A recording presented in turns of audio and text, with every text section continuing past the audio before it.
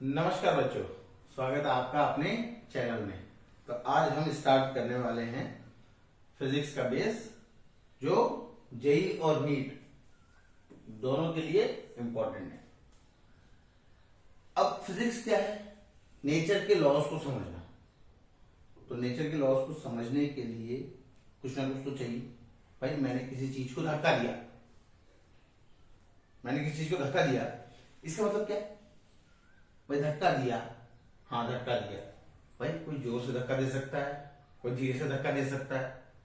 तो बताओ तो कि धक्का कितने जोर से दिए, दूसरी बात किस दिशा में दिए,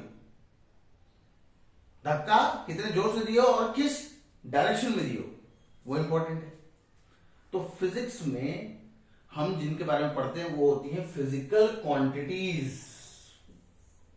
फिजिकल क्वांटिटीज के बारे में हम फिजिक्स में पढ़ाई करते हैं बेटा। फिजिकल क्वांटिटीज के बारे में हम पढ़ाई करते हैं। अब ये फिजिकल क्वांटिटीज बेसिकली जिनके बारे में हम पढ़ाई करते हैं, ये दो प्रकार की होती है। या तो स्केलर होगी या फिर वो वेक्टर होगी। इन दोनों में से कोई एक, फिलहाल के कोर्स के लिए इन दोनों में से कोई एक, वरना इनका एक बाप भी होता है। इनको हम कहते हैं टेंसर्स। ठीक है, स्केलर भी टेंसर है, वेक्टर भी टेंसर है, बट उसके बारे में हम डिस्कस नहीं करेंगे। ठीक है, अपना पूरा काम जो है वो स्केलर और वेक्टर में निपट जाएगा। अब स्केलर क्वांटिटीज क्या होती हैं? भाई जिधर सिर्फ काम मैग्नीट्यूड का है, मैं MAG लिख रहा हूं, मतलब मैग्नीट्यूड का काम, कि मतलब कितना। अब मान लो कि मैंने किससे पूछा कि भाई तुम्हारा वेट कितना है, तो बोलेगा 5 किलो।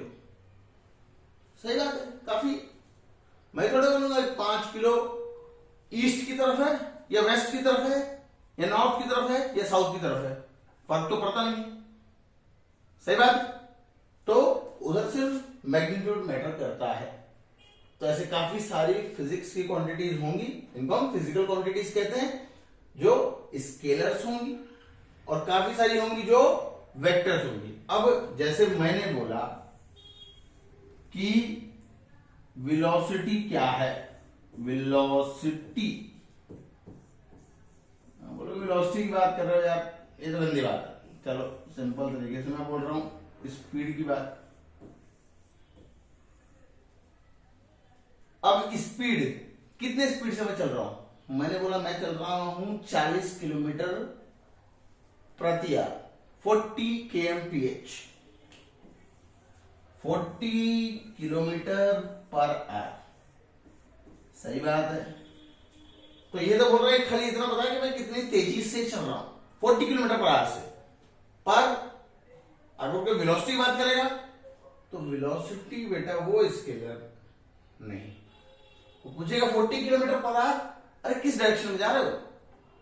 क्या तुम यहां से पुणे की तरफ जा रहे हो, यहां से दिल्ली की तरफ जा रहे हो, यहां से त्रिवेंद्रम की तरफ जा रहे हो, यहां से चेन्नई की तरफ जा रहे हो? डायरेक्शन मैटर करता है। तो वेलोसिटी जो है वो अपना हो जाएगा वेक्टर क्वांटिटी। पर स्पीड क्या होगा? स्पीड होगा बेटा अपना स्केलर क्वांटिटी। इतने तक तो आइडिया क्लियर होगा कि भाई स्केलर के लिए सिर्फ बताओ कि कितना, और वेक्टर के लिए बताओ कितना। तो ठीक है, वो तो अपने को चाहिए, पर किस डायरेक्शन में, वो भी चाहिए। तो स्केलर और वेक्टर क्वांटिटीज में ये फर्क बहुत मेजर है। समझ तो गए होंगे। अब एग्जांपल देख लेते हैं, एग्जांपल देख लेते हैं। अब मैंने बोला कि ये अपना एक ब्लॉक है, ये जमीन पे पड़ा है, पड़े ना तो कोई दिक्कत नहीं। इसका मास है 10 किलो, 10 kg। तो मास क्या हुआ बेटा? Scalar quantity. भाई कितना किलो का है फर्क नहीं पड़ता ना यार, कि कौन से डायरेक्शन में कौन से डायरेक्शन में नहीं। भाई मास तो है 10 किलो है तो है, ये थोड़ा बोले 10 किलो ईस्ट में, 10 किलो वेस्ट में, 10 किलो नॉर्थ में, या 10 किलो साउथ में, ये तो फर्क नहीं पड़ता। अब अगली बात देख लेते हैं। मैंने बोला मैंने इस पे फोर्स लगाया ऐसे और 10 न्यूटन का फोर्स लगाया। हाँ, अब मुद्दा है, तो पहली बात क्या, कितना तुमने जोर लगाया? मैंने बोला 10 न्यूटन का लगाया। अब बोले किधर लगाया? मैंने बोला इस डायरेक्शन में लगाया, वो जरूरी है। तो होपफुली तुम लोग को ये समझ आ गया होगा कि स्केलर और वेक्टर क्वांटिटीज में फर्क क्या होता है। अब अगले वीडियो में हम ये भी समझेंगे कि कैसे स्केलर वाले फंडे को यूज करके हम वेक्टर क्वांटिटीज को भी इजीली सॉल्व कर सकते हैं।